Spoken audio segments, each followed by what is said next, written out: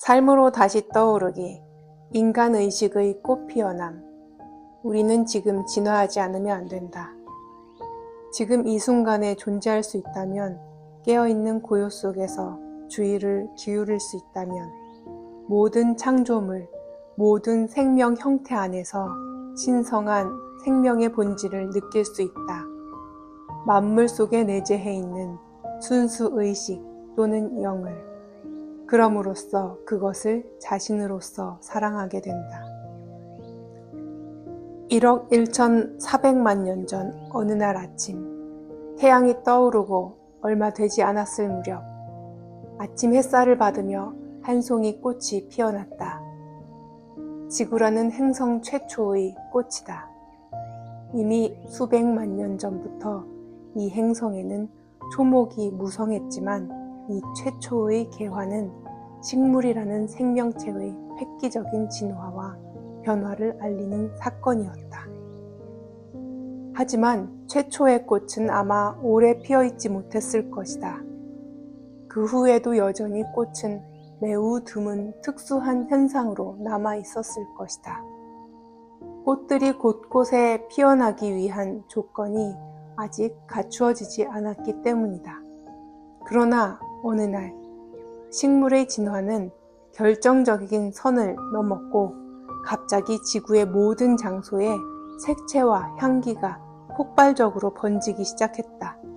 만약 지각 능력을 가진 의식이 그곳에 있었다면 그것을 목격했을 것이다.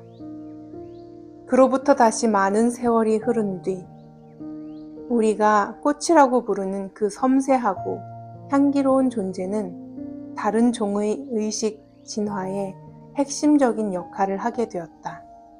인간은 점점 더 꽃에 이끌리고 매혹되었다. 인류의 의식이 진화함에 따라 꽃은 실용적인 목적과 관계없이, 즉 어떤 식으로든 생존과 직접적인 연관이 없음에도 불구하고 인간이 그 가치를 인정한 최초의 대상이 되었다. 꽃들은 헤아릴 수 없이 많은 예술가, 시인, 그리고 신비가들에게 영감을 주었다. 예수는 꽃에 대해 명상하고 꽃으로부터 삶을 사는 법을 배우라고 말했다. 붓다는 어느 날 제자들 앞에서 꽃 한 송이를 들어 그것을 바라보며 침묵의 법문을 했다고 전해진다. 잠시 후 그곳에 모인 사람들 중 한 사람, 마하가섭이라 불리는 승려가 홀로 미소를 지었다. 그만이 붓다가 준 침묵의 가르침의 의미를 이해한 것이다. 전해 내려온 이야기에 따르면 그 미소, 즉 그 깨달음은 그 후 28명의 스승들에 의해 차례로 전수되었고 먼 훗날 선의 기원이 되었다.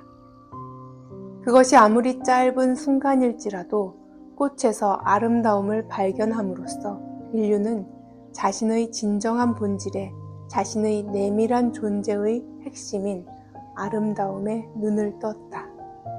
아름다움에 대한 최초의 알아봄은 인간의식의 진화에서 가장 중요한 사건 중 하나였다. 그 알아봄과 연결된 느낌이 기쁨과 사랑이다. 그것을 완전히 깨닫지 못하는 중에도 꽃은 우리 내면에 있는 가장 고고하고 성스러운 것, 궁극적으로는 형상을 초월한 것의 표현이 되었다. 식물에서 솟아나왔지만 그 식물보다 더 더덥고 더 여리며 더 섬세한 꽃은 다른 영역에서 온 메신저, 물질적인 형상의 세계와 형상 없는 세계를 잇는 다리와 같은 것이 되었다. 꽃은 인간에게 기쁨을 주는 섬세하고 기분 좋은 향기가 있을 뿐 아니라 영적인 세계의 향기도 전해주었다. 좀 더 넓은 의미로 깨달음이라는 단어를 사용한다면 우리는 꽃을 식물의 깨달음이라고 볼 수 있을 것이다. 어느 영역의 어떤 생명 형태든 광물계든 식물계든 동물계든 또는 인간계든 깨달음이 진행 중이라고 말할 수 있다. 하지만 깨달음은 단순한 진화의 연장 이상이기 때문에 매우 드문 현상이다. 그것은 발달의 단절, 완전히 다른 차원의 존재로의 도약이며 더 중요하게는 물질성의 감소를 의미한다. 돌은 모든 형상 중에서 가장 밀도가 높다. 돌보다 더 무겁고 더 뚫기 힘든 것이 있겠는가? 그러나 돌 중에는 분자 구조의 변화가 일어나 빛을 투과시키는 수정이 되는 것이 있다. 또 탄소 중에는 상상을 초월하는 열과 압력 아래서 다이아몬드로 바뀌는 것이 있으며 그 밖의 보석으로 변화하는 무거운 광물들도 있다.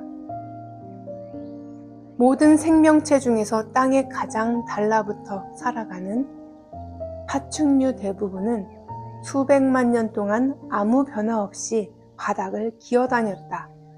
그러나 어떤 파충류는 깃털과 날개를 키워서 조류로 변신했으며 그럼으로써 오랜 시간 자신을 붙잡고 있던 중력의 힘을 거역했다. 그들은 더 잘 기거나 더 잘 걷게 된 것이 아니라 기거나 걷는 것을 완전히 뛰어넘었다. 아득한 옛날부터 꽃들, 수정들, 보석들, 새들은 인간의 정신에 특별한 의미를 지녀왔다. 물론 그것들은 다른 모든 생명 형태들과 마찬가지로 모두의 근원에 있는 한 생명과 한 의식이 일시적인 형상으로 나타난 것이다. 이것들이 왜 특별한 의미를 가지며 왜 인간이 그것들에 그토록 매혹되는가는 그것들이 가진 천상적인, 비물질적인 특성 때문이라고 할 수 있다. 일단 인간의 지각 속에 어느 정도의 현존, 이 순간의 존재함, 고요, 깨어있는 주의력이 있으면 모든 존재, 즉 모든 생명 형태 속에 있는 신성한 생명의 본질, 의식 또는 영을 감지할 수 있다. 그리고 그것이 자신의 본질과 하나임을 알아보고 그럼으로써 그것을 자신으로서 사랑하게 된다. 그러나 그런 일이 일어나기 전까지는 사물의 외적 형상만을 보고 그 내적 본질을 알아차리지 못한다. 대부분의 인간이 자신의 본질을 알아차리지 못하고 자신의 육체적, 심리적 형상과 동일화되듯이. 그러나 꽃, 수정, 보석, 그리고 새는 그 순간에, 이 순간에 존재하는 능력이 전혀 혹은 조금밖에 없는 사람일지라도 그곳에 단순한 물질적 형상 이상의 것이 있음을 이따금 감지할 수 있다. 그것이 끌리는 이유임을 모르는 채 그것들의 친밀감을 느낀다. 그것들이 가진 비물질적인 속성 때문에 그것들은 내재하는 영이 다른 생명 형태들보다는 형상에 의해 덜 가려져 있다. 형상이 내면에 존재하는 영을 덜 가리는 예외들이 있다. 갓난아기, 강아지, 새끼 고양이, 새끼 양 등 새로 태어난 생명 형태들이다.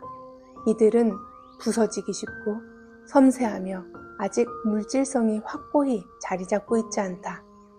이 세상의 것이 아닌 순진함, 사랑스러움, 아름다움이 아직 그들을 통해 빛나고 있다. 그들은 비교적 무감각한 사람에게도 기쁨을 선사한다. 따라서 한 송이의 꽃, 한 개의 수정 또는 한 마리 새를 그것의 머리로 이름 붙이기를 하지 않고 깨어있는 눈으로 오랫동안 바라보면 그것들은 형상 없는 세계로 들어가 문이 된다.